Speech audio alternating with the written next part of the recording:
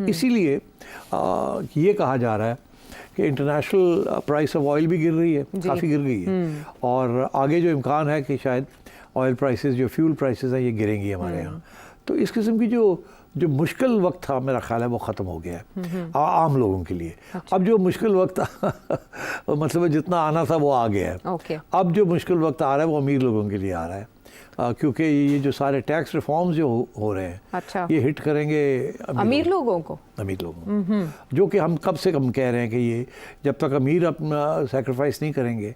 अब ये जो इनकम टैक्स रेट 35% पे चला गया, ये कुछ मेरा ख्याल है इस amongst the highest in the world. England में भी इतना हाई नहीं है। एक बात तो ये जो अमीरों से ही लेंगे ना। दूसरी बात ये है कि ये जो सारे नॉन फाइलर्स के ऊपर एक्शन लिया जा रहा है, दिस इज इसके साथ तो अब कोई बचेगा नहीं। अच्छा। विद इन 6 मंथ्स आप देखिएगा कि सब 90% जो नॉन फाइलर्स है वो फाइलर्स बन जाएंगे और फिर टैक्स देना शुरू कर देंगे ताकि जान छुटे उनकी। अच्छा। कोई गाड़ी नहीं खरीद सकेगा, कोई बाहर नहीं जा सकेगा, बिकॉज वो कहेंगे एनटीएम नंबर दें, और अगर आपके पास एनटीएम नंबर है तो वो चेक करेंगे आपने फाइल किए रिटर्न्स के नहीं रिटर्न्स फाइल किए, और फिर आपको रोक देंगे।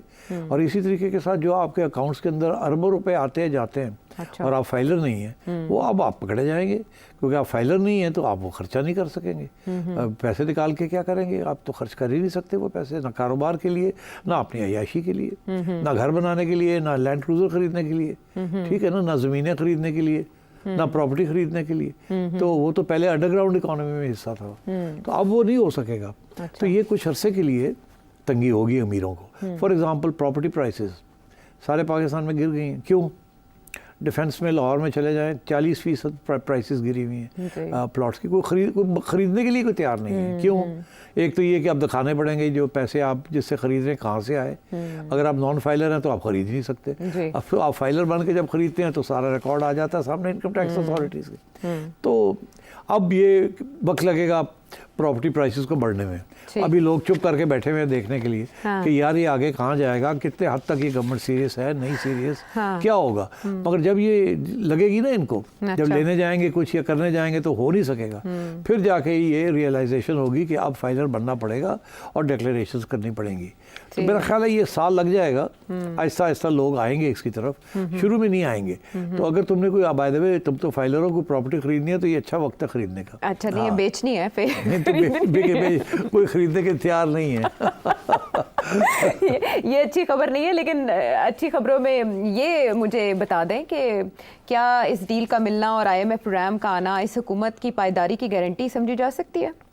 बिल्कुल समझी जा सकती है। और अब जो हमें इंडिकेशंस आ रही हैं from the powers that be, अच्छा, वो यही है कि अब स्टेबल हो गया सारा कुछ, और अब कोई ज़रूरत नहीं है ये स्पेकुलेट करने की। अच्छा। कि मरियम रहेगी या शहबाज रहेंगे या पीपल्स पार्टी रहेगी या नून लीग रहेगी। अच्छा। सब रहेंगे क्योंकि everybody is doing a good job. तो इसलिए I think credit has to go to the joint home, जिसे कहते हैं ना सेम पेज अरेंजमेंट जो अब चल रहा है।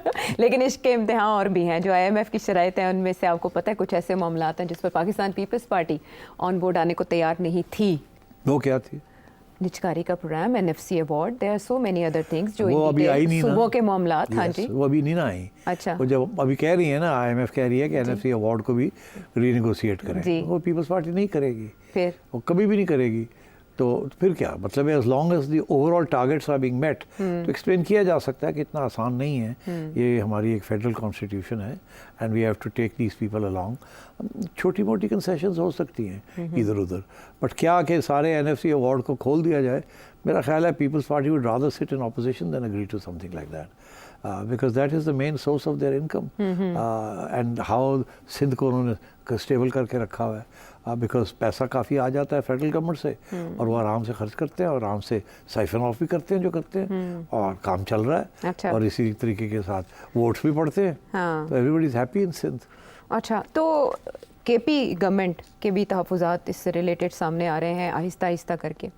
जब शहबाज शरीफ साहब मुल्क वापस आएंगे तो क्या सबको ऑन बोर्ड लिया जाएगा, एतमाद में लिया जाएगा? फिर ये अगर ये कामयाब हो गए तो ये तो स्टेबलाइज हो जाएंगे, स्टेबलाइज हो गए तो कंसोलिडेट हो जाएंगे, कंसोलिडेट हो जाए तो लॉन्गेविटी मिल जाएगी। तो फिर ये जो अगले साल ये साल इलेक्शन करानी है ये तो फारग हो जाएगा। और जो पैगाम मिल रहा है वहाँ से भाई लोगों से वो तो यही है कि ਹੁਣ बैठ जाओ 5 साल तो ਅਸੀਂ सारे ਇੱਥੇ ही हैं, किसी नहीं जा रहे। तो ये पैगाम तो अच्छा नहीं लगेगा ना पीटीआई को।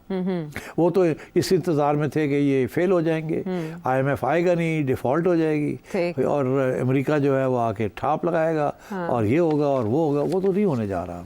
अच्छा, वैसे ऐसे लगता है जैसे कल भी आपने कुछ खबरें दी और फिर आगे यहाँ पर एक बड़ा इवेंट होने जा रहा है, वर्ल्ड लीडर्स आ रहे हैं उसमें। अब चाइना के वज़ीर आज़म भी एक्सपेक्टेड हैं और आइनी तरमीम के हवाले से भी आप ये प्रेडिक्शन दे चुके हैं कि हुकूमत के हक़ में ही होगा मामला। तो जो सियासी बेयकीनी है आप समझते हैं जो प्रिवेल कर रही थी पाकिस्तान तहरीक इंसाफ की तरफ से, ना वे वो ख़त्म होने जा रही है, मुआशी बेयकीनी ख़त्म होने जा रही है, डायरेक्शन मिलने लगी है इकॉनमी को और पाकिस्तान को? डायरेक्शन तो मिल गई है, क्या उस डायरेक्शन पे चल सकेंगे कि नहीं चल सकेंगे वो सवाल है। मगर मेरा ख्याल है कि अब कोई चारा नहीं है इनसे किसी के पास और उस पर चलना ही पड़ेगा। अब बहुत बड़े कदम उठा लिए उन्होंने, मुश्किल कदम। अब रेजिस्टेंस आएगी, ताजर कम्युनिटी से रेजिस्टेंस आएगी, अदालतों से रेजिस्टेंस आएगी। जो वेस्टेड इंटरेस्ट जो कि अफेक्ट हुए हैं, एडवर्सली अफेक्ट हुए हैं, इनको नुकसान हो रहा है, वो सारे के सारे भागेंगे अदालतों की तरफ। फिर तो अब यही है ना, इसीलिए तो अब ये देख लो के साथ जो हो रहा है। वो कह रहे हैं ना अदालतों को भी तो टेम करना है ना, क्योंकि हर जगह पे स्टेज मिल जाते हैं, ये हो जाता है, वो हो जाता है। अच्छा। तो ये जो एजेंडा है, this is a very serious agenda for Pakistan और ये मुश्किल वक्त है। सो अगर अदालतें इसके रुकावट करेंगी तो फिर again you will have problems. And ये जो सब कुछ हो रहा है, कॉन्स्टिट्यूशनल अमेंडमेंट, एग्जीक्यूटिव की authority, increased authority over judiciary, ये कि जी केसेस फंसे हुए हैं, FBR का जो रिफॉर्म हो रहा है, ऑल दिस इज गियर्ड कि भाई अब जो हमने फैसले किए इनको मूव फॉरवर्ड करें, इनको स्टकअप नहीं होने देना। बट बात यह है कि स्टकअप होंगे। अच्छा। बहुत इश्यूज बनेंगे, मगर द फैक्ट कि आपने ये हिम्मत कर ली है, इसका मतलब है फिर आगे भी आप टैकल करेंगे किसी न किसी तरीके के साथ। और IMF आपकी तलवार लेके यहाँ हर 3 महीने यहाँ पर बैठा होगा, तो अगला ट्रांच लेनी है तो जरा दसो ना की कीता है। तो किसी स्टेज पे भी ये डिरेल भी हो सकता है। फॉर एग्जाम्पल मैं एग्जाम्पल देता हूँ, लेबर यूनियंस के इश्यूज होंगे। अच्छा। जो लोग निकाले जाएंगे उनका क्या होगा, उनको उनकी पेंशन्स का क्या होगा, उनको उनकी नौकरियों का क्या होगा, कोई गोल्डन हैंडशेक मिलेगा नहीं मिलेगा, वहाँ कहाँ से पैसे आएंगे, ये सारे मामले आगे चलेंगे। तो मेरा कहने का ये मतलब है कि ये एकदम ये रिफॉर्म एजेंडा जो है ना, आपको ऐसे नहीं लगेगा कि हो गया। ठीक। ये वक्त लगेगा ठा up and down. So there will not be a smooth transition. Okay. There are going to be many issues. Turbulence, yes. तो उधर से सियासी टर्बुलेंस है, इधर से इकोनॉमिक टर्बुलेंस है। तो टर्बुलेंस का तो ये साल है। अगर ये साल काट जाती है ये गवर्नमेंट, टर्बुलेंस जो है doesn't spill over into the streets. It doesn't become a movement against the government. तो अगर वो नहीं होता तो फिर I think they'll be through by next year. They'll be feeling much more comfortable next year. ठीक। अच्छा, मूवमेंट की जैसे आपने बात की, स्ट्रीट्स पर अगर नहीं आती तो रावी चैन लिखेगा इस हुकूमत के लिए। आपने ऑयल प्राइसेस की बात की, फिर आपने इंटरेस्ट रेट की बात की, इन्फ्लेशन की बात की।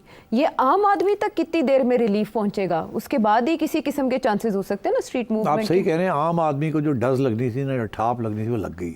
अब नहीं, अब इसके बाद जो अब कोई ठाप नहीं है। अच्छा। अब ठाप मैंने यही कहा ना कि जो लगनी थी लग गई। हाँ। अब पेट्रोल प्राइसेस जो बढ़ गई, अब वापस तो उस कीमत पे नहीं जाएंगी। थोड़ा बहुत ऐसे होता रहेगा। अब इंटरनेशनल प्राइस गिरेगी तो गवर्नमेंट पूरी रिलीफ नहीं देगी आवाम को, क्योंकि अब वो उनका ये ख्याल है कि आवाम को आदत पड़ गई है कि जी पेट्रोल इतने रुपए था, 5 रुपये अच्छे थे, 5 रुपये होते था, कोई फ़र्क नहीं है। मगर ये ज़रूर है कि शायद आगे प्राइस इंक्रीसेस ना हो, स्टेबलाइज हो जाए। अच्छा। तो फिर आदत पड़ जाती है ना लोगों को। लोग अपना, वो अंग्रेज़ी का मुहावरा है, to cut your cloth according to the size of your coat। जी। तो अब लोग जो है उनको आदत पड़ गई है कि इतने रुपए का लीटर पड़ता है, ये होता है। उन्होंने अपनी कंजम्पशन कम कर ली है, आना जाना कम कर दिया है, सेविंग्स कर दी हैं एंड सो ऑन। तो और फिर आपने देखा अभी आहिस्ता आहिस्ता, पहले हमें ये पता चला था कि गाड़ियाँ जो हैं ऑटोमोबाइल्स, उनकी सेल भी रुकी हुई थी। अब आहिस्ता आहिस्ता फिर पिकअप करनी शुरू हुई है। तो ये पिकअप होगी। पहले ये कहा जा रहा था कि 2%, इससे 2.2, 1.8, 2.2, 2.4। अब वो कह रहे हैं 3 पॉइंट से ऊपर होगी growth for this year. It could even, some people are saying, could even be 3.5%, depending कितनी जल्दी इंटरेस्ट रेट्स गिरते हैं और इन्फ्लेशन गिरती है। तो मैं ये समझता हूँ कि you are on the right path. मगर जो कुर्बानियाँ देनी है अमीर क्लासेस ने, वो अभी शुरू नहीं हुई। वो जब होंगी तो पैसे आएंगे तो आप ये कह सकेंगे कि they have succeeded. So now we have a plan. अब वो प्लान की इम्प्लीमेंटेशन इज द इशू। पहले ये था आयशा, कभी प्लान ही नहीं बनता था, वो उसी स्टेज पे रोक देते थे वेस्टेड इंटरेस्ट। अब ये है कि वो प्लान तो बन गया है, वेस्टेड इंटरेस्ट को हटा के उन्होंने बना दिया है, ठीक। और अब पीछे IMF खड़ा है, और एक ट्रांच तो मिल गई, मगर आगे भी तो लेनी है ना, 3 साल आपने लेनी है पैसे से, तो ये तो फिर टाइट करके रखेंगे आपको। तो हुकूमत आगे से किसे टाइट करेगी? क्योंकि इससे पहले हमने वेस्टेड इंटरेस्ट की जैसे बात की तो पॉलिटिकली चीज़ों को डील किया जाता था, अब इन चीज़ों से कैसे निपटा जाएगा? रिफॉर्म्स को एनफोर्स करना, अब कानून बनाएंगे। अच्छा, अब फॉर एग्जांपल अब नए कानून बनेंगे कि employees relating to employees sackings, okay, कि भी ये फॉर एग्जांपल दे में से कि हम ट्रेड यूनियन बैन कर देते हैं इस किस्म की सिचुएशन के अंदर। एंड अच्छा, तो इस किस्म के कानून आ सकते हैं ना। अब वो बनाएंगे कानून इस रिफॉर्म एजेंडे को आगे ले जाने के लिए, ताकि ये अदालतें जो हैं पुराने कानून के बेसिस के ऊपर इसको रोक ना सकें, बिकॉज अदालतें तो स्टे ऑर्डर्स देने शुरू कर देंगी, तो वो जो रास्ते हैं उनको खोलने के लिए नए कानून बना देंगे। पार्लियामेंट के रातों रात ऑर्डिनेंसेस आएंगे, रातों रात नए कानून बनेंगे। ठीक है, और ये गवर्नमेंट तभी कर सकती है जब गवर्नमेंट को कम से कम अपनी गारंटी हो कि हम रहेंगे। तो हाँ, मेरा ख्याल है कि उनको है। अच्छा, अब इसके बाद क्योंकि ये कामयाबी तो हो गई है ना, हाँ। अब जहाँ फेल हो गई है ये गवर्नमेंट, वो हमें सबको पता है, हाँ। मगर वो अभी उन्होंने पीछा नहीं छोड़ा। ये अगर कॉन्स्टिट्यूशनल अमेंडमेंट और ये जुडिशरी को रेन इन कर लेते हैं, और ये रुकावट जो है ये अगर हट जाती है, तो फिर आप समझ सकते हैं गवर्नमेंट को नंबर ले जाएगी ना इस्टेब्लिशमेंट के खाते में, हो गए कम तो कर गए, ठीक है, अल्लाह खैर सलाह चलन दो। ठीक है, नून लीग के रहनुमाओं का ये कहना था कि उनकी पहली तरजीह जो है वो इकोनॉमी की बेहतरी के सिलसिले में IMF से ये डील का मिलना एक अहम संग मील तस्वुर किया जा रहा है, और इसमें चाइना के किरदार को सराहते हुए वज़ीर-ए-आज़म पाकिस्तान, क्या रोल चाइना ने प्ले किया और आने वाले दिनों में क्या रोल हो सकता है, ब्रेक के बाद आते हैं बात करेंगे।